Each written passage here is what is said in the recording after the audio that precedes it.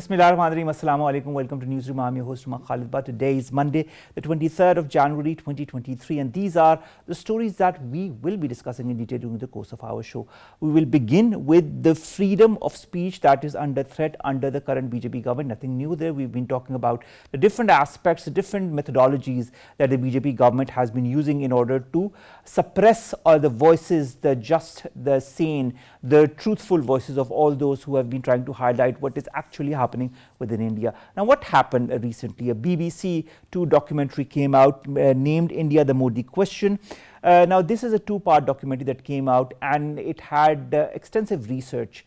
And what happened? The Indian government, of course, reacted, and now this video is no longer available on any of the YouTube or the Twitter platforms. All those links that were present on either of the social media platforms are no longer available due to the pressure tactics by the BJP government. Where is it all of this going as far as the rights of people, or even the human rights, or even the right to truth is concerned? This is going to be our first segment.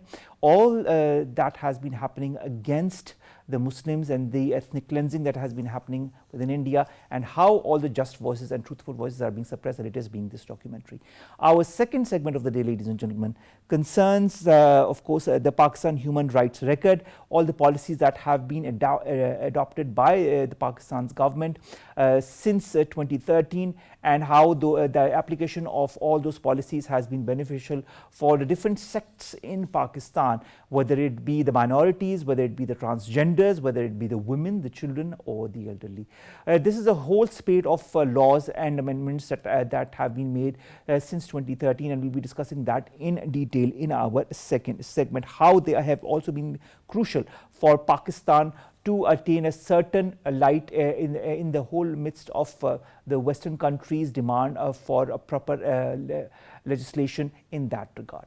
Then we will be talking about the massive power breakdown that has happened since earlier this morning around 7:30 a.m. We've all been witness to it across Pakistan. There is a phased restoration of that power that is going on all across Pakistan. Some areas in Islamabad and Peshawar have already received the light, others will be inshallah receiving the light. This is what Khurram Dastagir Sahab has said, that the light will be returning in a phased manner and will be returning by later tonight, inshallah ta'ala. This is going to be our third segment, and our fourth story concerns Pakistan that has deplored the abhorrent and Islamophobic act of the desecration of the Holy Quran. This is also something that we have been witness to in the last few years, the desecration of our holy book. And this happened this time in Sweden by a hardline Swedish-Danish politician, Rasmus Paludan.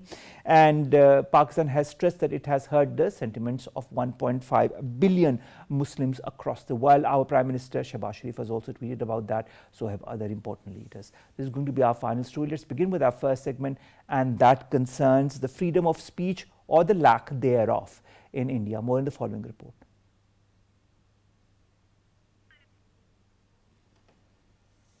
The government is persistently sliding towards Hindutva-inspired fundamentalist theocracy. Indian assault on democratic values and civil liberties has now garnered global attention, and the country as a whole is being periodically called out for rising Islamophobia and the institutionalized dilution of Muslims' rights. BBC has prepared a two-episode series on Indian Prime Minister Narendra Modi titled India, the Modi Question, that investigates the systematic campaign of Gujarat violence 2002, comprising all the hallmarks of ethnic cleansing, and places direct responsibility on Modi. The BBC series terms Modi as product of RSS and analyzes the implementation of Citizenship Amendment Act. India has blocked the airing of BBC documentary, which questioned Prime Minister Modi's leadership during the 2002 Gujarat riots, saying that even sharing of any clips via social media is barred. Multiple YouTube videos of first episode of the BBC documentary, India, the Modi Question, and more than 50 tweets with links to YouTube videos were ordered to be taken down. The BBC said in a statement that documentary was rigorously researched according to highest editorial standards. Rights campaigners and officials who helped fight justice for Gujarat riot victims have had cases slapped against them, some of them jailed. The BBC documentary ban represents another low for the freedom of expression in India. Nawaz Jaspal Saab, in fact, Dr. Zafar Nawaz Jaspal Saab, who's a leading expert in foreign affairs, joins us online. Thank you very much, sir, to have joined us. When you look at the documentary that the BBC Two prepared, the two-part documentary, it was aired and, of course, subsequently debunked by India, and now it's no longer available for viewing within the Indian territories. The BBC says that it has vigorously researched this documentary. Then why is there such a huge hue and cry within India when there are all facts and figures present in this documentary?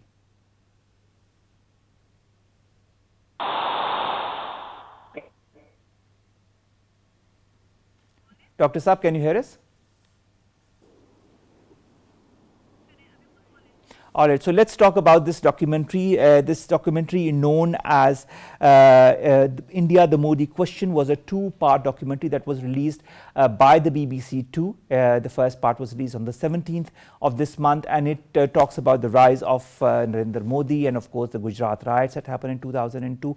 And as per the facts and figures that have been laid down in the documentary, the blame is squarely put on Narendra Modi and, of course, the events of those times that could have been handled properly but were not. There have been evidences that have been shared in that documentary, and this is what has spurred a very strong reaction from the Indian side, whether it be from the Indian External Affairs Ministry spokesperson or whether it be by the Indian government.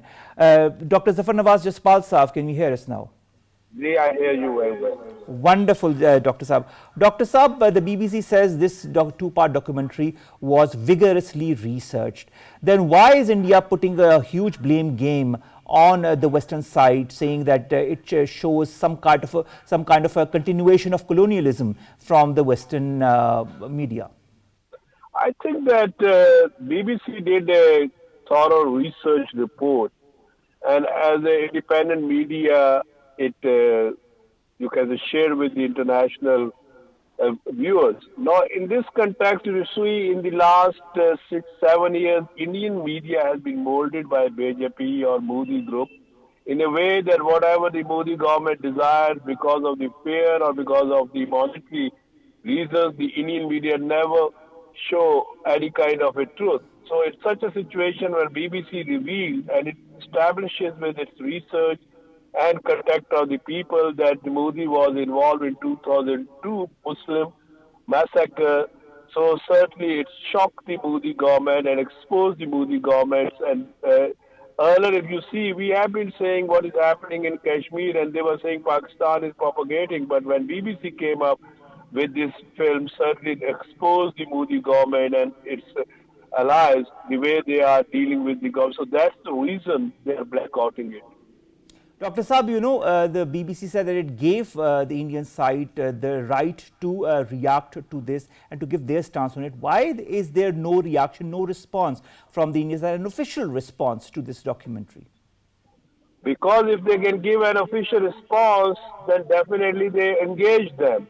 Their official response will be going to investigate it.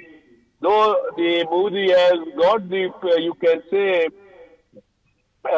relief from the Indian High Court, but everyone knows that this staunch or religiously motivated, radicalized government, and everyone is afraid. But at the same time, if they can give an official response, certainly BBC is going to further deliberate on that official response, and they know that their official response will be further exposing them in such a situation.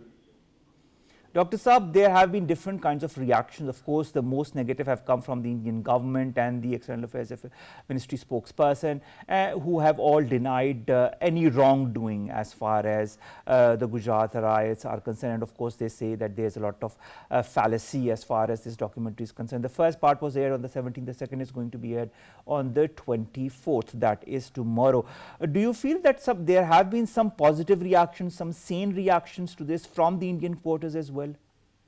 I think that anything expecting good from the Indian government or Indian governmental institutions or Indian other institutions like judiciary, I think it's a false hope. I have no optimism from them. But however, this film release, which was documentary released by BBC, it has at least an impact on the international opinion. But we also know that the international community is not reacting as the way there's a need to react on the human rights violation of Muslims in India because of their own interest in there. But this BBC documentary certainly is a ray of hope, at least that the cautious of the international community or international media is not completely dead and they are showing what is happening in India. Dr. Saab, all the international important media outlets, including the CNN, have highlighted the fact that India has banned this documentary from airing in any part of India, even on social media. And thus, so many sites on Twitter and YouTube have been banned within the Indian territories, including 50 or so that Kanchan Gupta, who's a senior advisor at the Ministry of Information and Broadcasting, tweeted about. Do you feel this is another episode as far as different laws that the Indian government has gone as far as the assault on free speech is concerned? I think that Indian government definitely they have to try to hide their black face, and for this they try to you can say block these you can say airing of the BBC documentary. But in this modern world, how is it possible that they can control and controlling on the media or on a Twitter to some extent, but still it is there. If they were so successful, then definitely they are not successful. Definitely they were aware of this documentary and they tried to control it or you can say allow the BBC, but BBC did not stop. And BBC has a word, you can say viewers, so naturally blocking in India is not, they are not going to success because in the 21st century censorship is impossible. Yes, you can say that their reaction seems very abnormal or childish when they say that we are democratic, we believe in freedom of speech. Pluralistic. Hello? Yes, I was saying, Dr. Saab, that they also claim to be a pluralistic society. Yeah, in a pluralistic society, they are unable to hear. It's not a pluralistic society, it's a monolithic society, which is because the Modi government demonstrated that it is not a pluralistic society because of their policies. Dr. Saab, I would also like to understand 2002 when the Gujarat riots happened, Narendra Modi was the chief minister of that region. More than 1,000 people were killed in these Gujarat riots and scores of women were raped as well. Modi's affinity with the RSS, how in your point of view did it catalyze the Muslim ethnic cleansing at that time in Gujarat? And how has that affected the Muslim populace ever since? If you see that from 1982, BJP started repeatedly using this Hindus victimhood card, centuries of victimhood, and RSS was also there. But in this politicizing this issue, they started establishing that we are here to get the revenge from the Muslims, and then you have seen the Modi rise, and this rise is based on hate and majority versus minority. In order to muster the support of the majority, they have gone for these kind of the things. If you start tracing in 92 what they did, the Babri Mosque was destroyed, and then follow up number of the things, and then the big thing was in 2002 massacre, and as a result, the threat prevails, and from there onward, it continues. And now, first time after you can say exactly 2 decades, BBC came up with this documentary. So international community systematically was ignoring, but at the same time now this came up and it exposed not only India, not only RSS, not only BJP, but also the apathetic approach of the international community which we have observed in the last 2 decades about the Muslims, you can say destruction or carnage in India. Dr. Saab, let's also talk about the United Kingdom and India. Now, in 2013, the United Kingdom ended a 10-year ban and boycott rather of Narendra Modi over the 2002 riots, which had caused the death of 3 British citizens.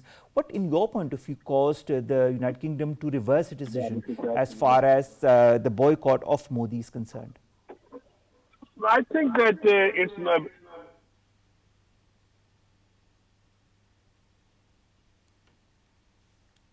There seems to be some kind of a technical glitch. We're trying to get back to Dr. Zafar Nawaz Jaspal. As soon as we get hold of him, we will continue our discussion. Nevertheless, the fact remains that this two-part documentary, the first part of which was aired on the 17th of this month, and the second part is going to be aired tomorrow, that is the 24th of January, has caused quite a furore as far as India is concerned. Because on the one hand, it highlights the atrocities that were committed under the regime of the now Prime Minister of India and the then Chief Minister of Gujarat, Mr. Narendra Modi. And on the other hand also, it highlights the same thing to a Western audience that has been given a very different spoon feeding of what India represents as far as pluralism, or as far as democracy, or as far as human rights is concerned.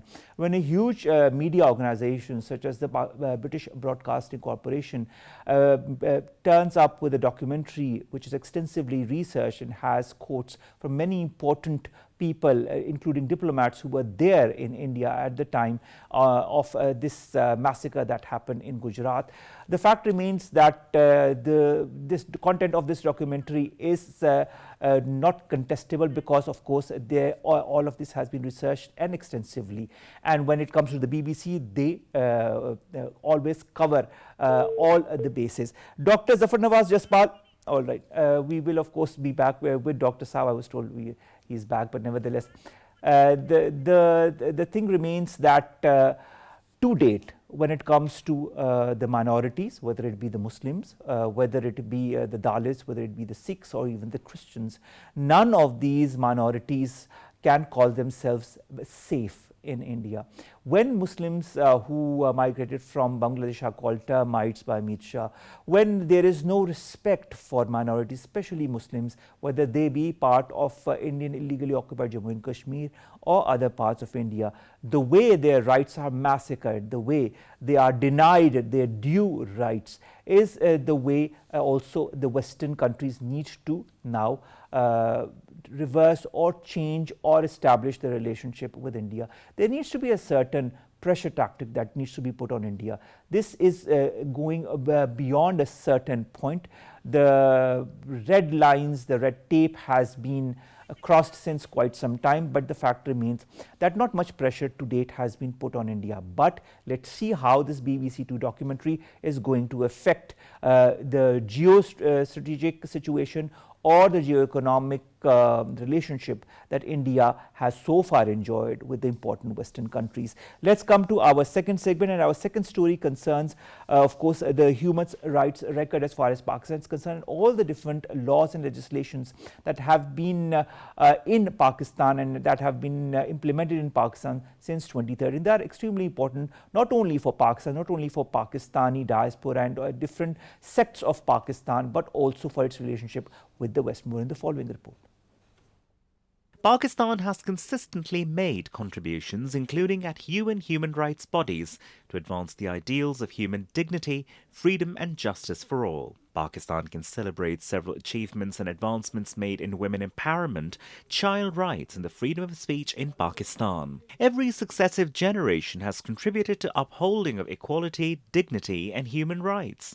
In light of the resolution passed by the National Assembly on the 9th of May 2022, the Prime Minister Shehbaz Sharif approved the constitution of Task Force on Minorities to oversee the implementation of rights of minorities. Pakistan is considering amending a landmark transgender rights bill passed in 2018 for the purpose of providing fundamental human rights to the Khajasara or the transgender community of Pakistan. The Protection Against Harassment of Women at the Workplace Amendment Bill 2022 significantly strengthens protection for women in the workplace. Recently, a key committee of UN General Assembly unanimously adopted a resolution submitted by Pakistan reaffirming the right to self-determination for peoples who are subject to colonial, foreign and alien occupation. Pakistan is a leading voice on issues such as the right to development and protection against racism, Islamophobia and xenophobia. Pakistan has been at the forefront of the development of global human rights agenda, from our contribution in development of Universal Declaration on Human Rights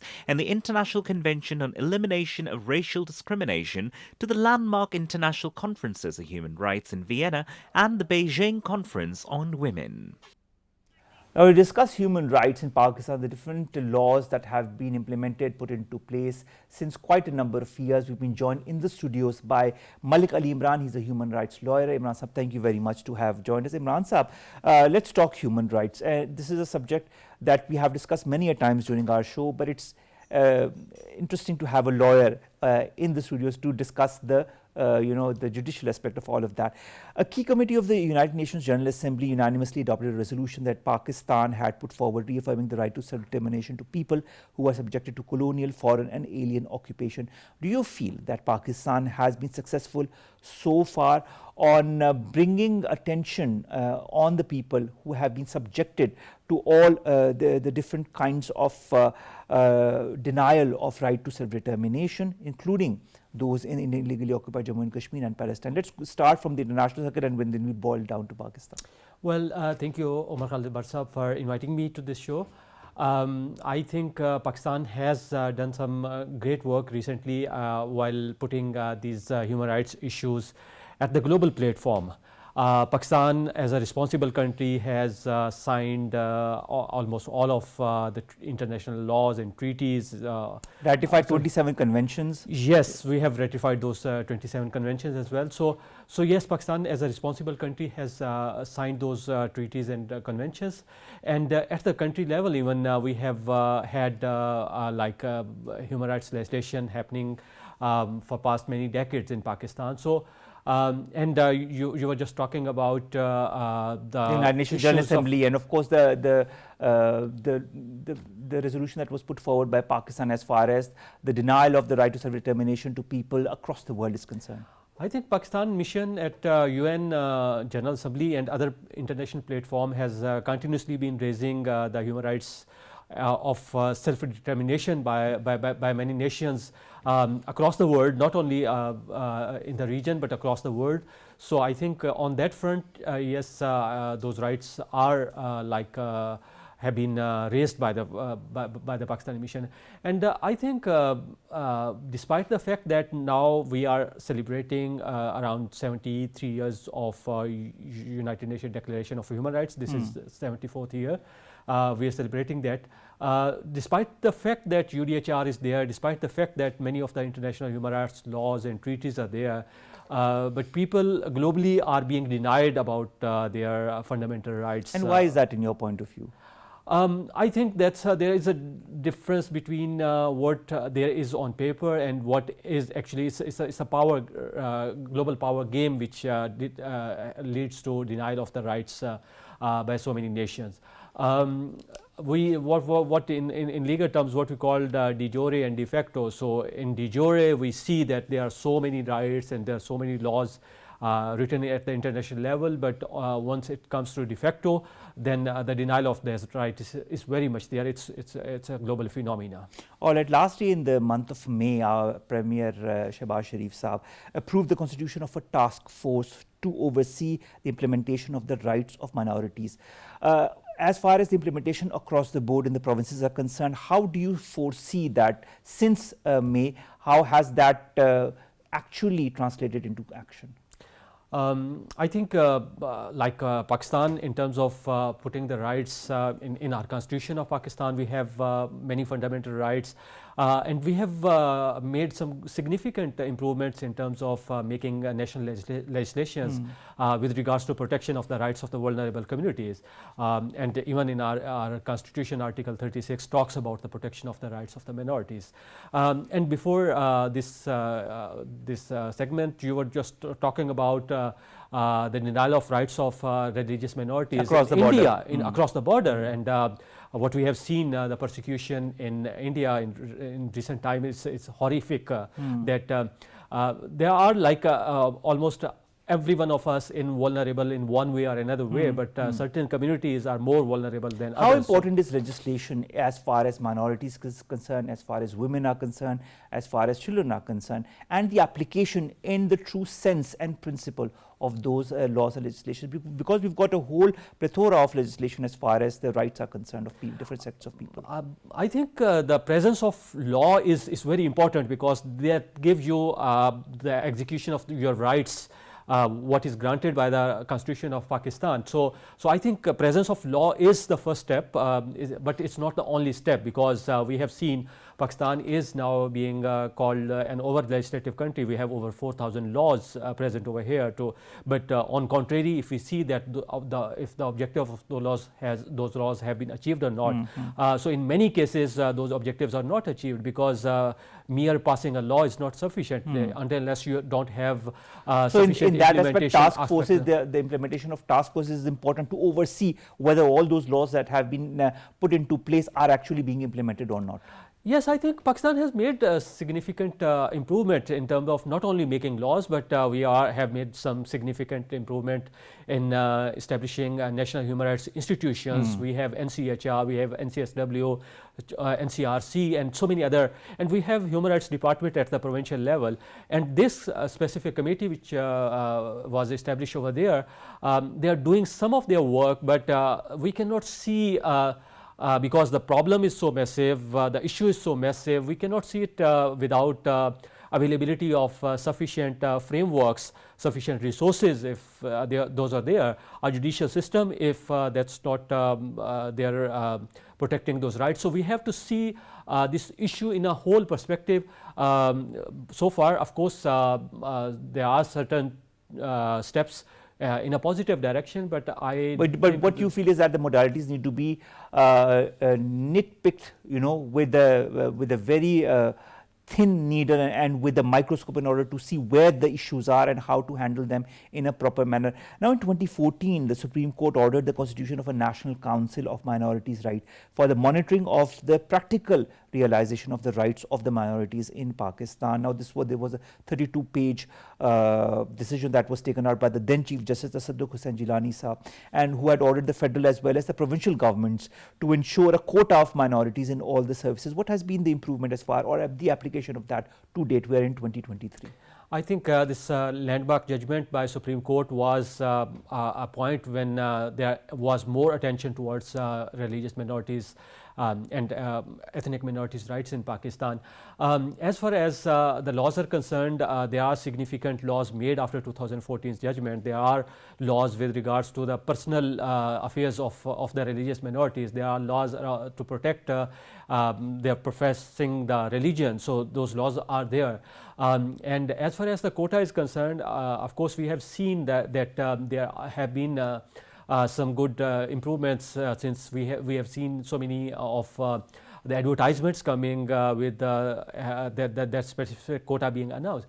But unfortunately, the unfortunate part is that most of the time the religious minorities, because the inclusion generally in the whole system and in the whole process needs a lot of more steps. And so far what we see that religious minorities are mainly considered for the low standard positions or low grade positions in the public sphere, but we hardly see them being included in the higher jobs. But as far as the religious minorities are concerned, some of the professions, unfortunately, they are only linked with the specific religious minorities. That the issue of sanitary workers is there, because most of the sanitary workers belongs to a specific religious community. So I think this inclusion cannot be ensured only through making the legal steps. We have to ensure the system steps. We have to ensure the allocation of sufficient resources. But at the same time, we have to change the mindset and behavior towards the socio-political empowerment of this religious minority should be there to protect. There's, Imran sir, there's also the socio-political protection of all sects of our social system as well. Let's begin with the children. I was looking at some, I'm just going to narrate some of the laws. The ICT Employment of Children Amendment Act 1991, that was amended in 2020 to criminalize child domestic labor. Then there is the Zainab Alert Response and Recovery Act 2020, provides for the protection of missing and abducted children under the age of 18. Then of course there is the Islamabad Capital Territory Prohibition of Corporal Punishment Act 2021 that makes provision for the protection of children against corporal punishment by any person. Are such laws important? And you talked about the application of those laws, and I think that's a very important thing. What modalities need to be put into place to ensure proper implementation of all of these laws? Because there's a whole lot of laws that have been put forward as far as the rights of the child is concerned. I think that's a very pertinent question which you have raised. As I told, that Pakistan is now becoming an over legislative country, and there's so many number of laws on each and every issue over here. But there are two major elements why the law fails in Pakistan, and those two elements mainly are the quality of the legislation. We are not having the good quality of legislation. There are multiple legislations happening on single point. Most of the laws, they are copy pasted from certain international laws. All right. The debates are not there. The public experts are not consulted. They are not sufficient legislative scrutiny by the committees in the parliament. So one element is the quality of law. But the other major element which restrain to achieve the objectives of the law is the implementation side of this law. And implementation requires certain rules of business to be framed in time. It requires sufficient allocation of financial and human resources, the capacity building of those who are implementing those laws, because if they don't know what kind of laws are being passed, how you expect that they can be implemented. And then there is no strict kind of monitoring system by the executive, that how one law is being implemented or whether not, and there's no accountability of that. So and finally, one thing which Parliament does fail on is the post-legislative scrutiny of the laws. Whose responsibility is if the laws are not being implemented? It's executive failures, but the Parliament is responsible to make executive accountable that why the laws are not being implemented. But the laws are there, and the fact that there are laws, I think, Malik Saab, is a very important thing altogether, because there are so many countries. I mean, we were just talking before that on India, and despite a very strong judicial system, it goes against all ethics. It goes against all the basic human rights, whether it pertains to the minorities or whether it pertains to the rights of any man, woman or child.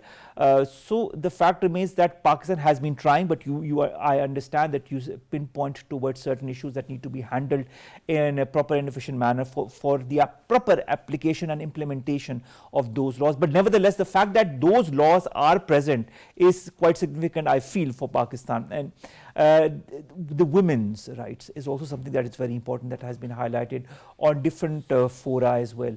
Pakistan has been working diligently towards that, whether it be the protection against harassment of women at the Workplace Amendment Bill 2022 that strengthens the protection for women at the workplace, enforcement of Women's Property Act 2020, the Anti-Rape Investigation and Trial Act 2021.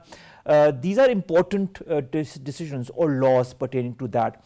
When a woman, for example, goes to court with these laws, how should one move forward? If I was, for example, somebody who had issues, which form of judiciary should I need to contact first of all, and how should I make proper use of these laws to my benefit?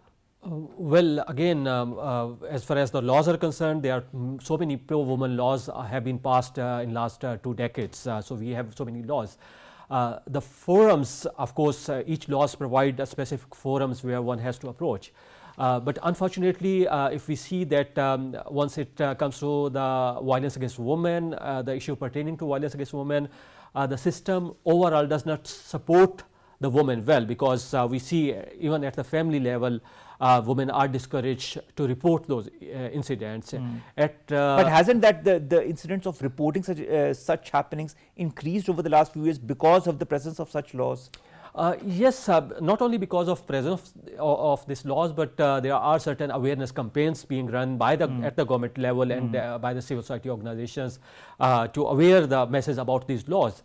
But if I talk as a lawyer, if I talk about general practices, unfortunately, the women are discouraged to report these matters because if we see that if 90%, more than 90% of the women face domestic abuse at one or another stage of their life, and if we see on contrary, we see the reporting, it's not even, it's less than 1%. But it's much more than what it used to be in the previous years. Yes, there is certain improvement. But once it comes to the access to justice, I think there is another challenge, which is is that our judicial and legal system is somehow requires a lot of responsibility from the prosecution side and from the survivor itself to prove their case before that. And Pakistan, unfortunately, is not having, like if we see the successful criminal prosecution rate, globally it's more, but in terms of Pakistan, it's not more than 10% of the cases who are even reported eventually succeed. So I think that's something which discourage the survivors to report, because if a survivor thinks that I'm going to report the matter, but if the culprit is not going to be punished, why should I go through all this process? And then our systems are also very expensive as well, and so many of the survivor of violence, they do not afford this expensive judicial system, because the private so things lawyers, A, in your point of view, need to be simplified. B, they need to be not that overpriced, so that a common man, woman or child can get access to them and be sure that they get the required justice. Exactly. I think all these steps are very important. So there should be the state structure, the systems, and even the civil society organizations should come forward to provide free legal aid and assistance, not only to the survivors of violence, gender-based violence, but also the children, the religious and ethnic minorities and other vulnerable groups who do not afford to go into and seek justice from this system. All right. There is also there are also many laws for the elderly. There is the Islamabad Capital Territory Senior Citizens Act 2021 that establishes a fund to provide for the well-being and comfort for our senior citizens. And of course, our society is also such that we respect our elders and we take care of them anyways. But we are seeing certain examples of old age homes that are present now in Pakistan, that where a lot of elderly have harrowing tales to tell. What kind of judicial support do the elderly have as per the laws that have been promulgated in Pakistan? I think we have certain institutions who at the public level who are taking care of the elderly people. But if we come across many of these laws which you have just mentioned, most of these laws are now being promulgated at Islamabad Capital Territory only. We have most of our population living in provinces, and if after 18th Amendment, the subsequent legislative steps are not taken at the provincial level, which is a massive level. So I think then it's not going to be in benefit of elderly people across the country. So the role of provincial governments post 18th Amendment, the role of local governments is very important, because most of the elderly people suffering, the first steps they come across is the local government institutions where they go and report. So if all these systems at the national level, at the provincial level and at the local level are not strengthened and not fully resourced, because one element unfortunately is the lack of resources. So we have one institution working at a district level, and district is separate across hundreds of miles and hundreds and thousands of people living in that. And so I think all these things need to be had a holistic human rights approach, and that approach should be at the policy level, and then that should be trickled down to the lowest level to provide support to all these vulnerable groups which you have just mentioned. Rights for the transgender communities. We've had laws that have been put into place, the latest being in 2021 to ensure protection, rehabilitation and fundamental rights of the transgender persons. Do you feel this is also a hallmark decision? Because we hadn't seen that in the past few years. I think that's another area where there has been some significant improvement in very recent past, and thanks to a superior judiciary decision about providing rights to the first right which transgender was lacking was the rights to be recognized as a citizen of this country, the civil registration right. And I think one positive step is that now there is Gender X lying with NADRA, where a transgender person can go and choose that X. But again, there are so many challenges being faced by the transgender community in enforcing their rights. Yes, the law is there, but that law only talks about the certain health and education rights. But there are so many other rights of economic participation, their economic inclusion. But I'm seeing, I've interviewed Malik Sahab, a lot of transgenders that are now a very important part of the society. They are doctors, they are lawyers, they are, highlighting their sect and how they can, further transform the lives of all those that are living in Pakistan. Don't you feel there is a resurgence in the voices of the voiceless that did not have the necessary voice or the platform to talk properly in the past? I think there are certain transgender champions who are making a lot of great improvements in the lives of transgender, and they are working for their rights. But I believe that once we talk about the community, the whole community, if we see the whole community in the whole, there are still a long way to go.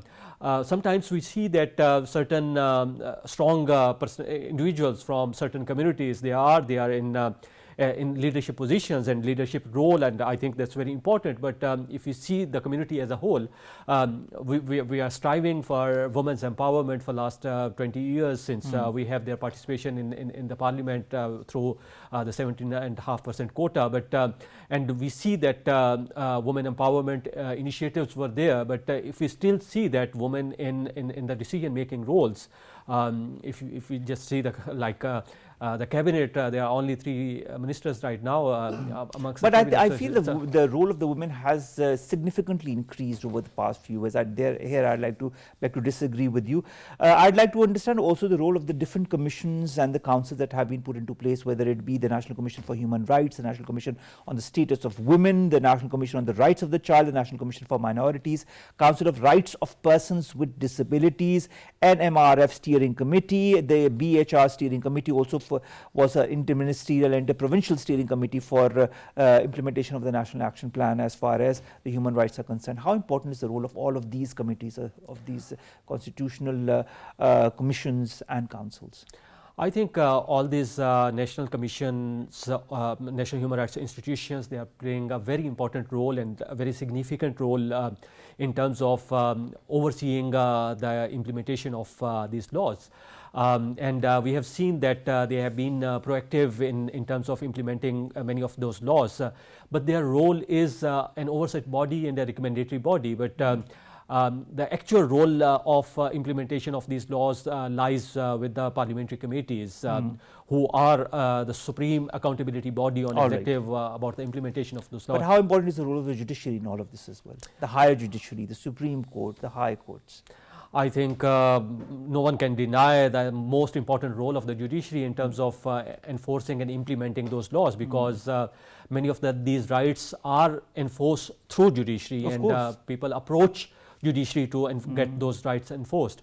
There are certain laws, certain rights which are granted by the Constitution, which can be granted only through the judiciary and judicial institutions.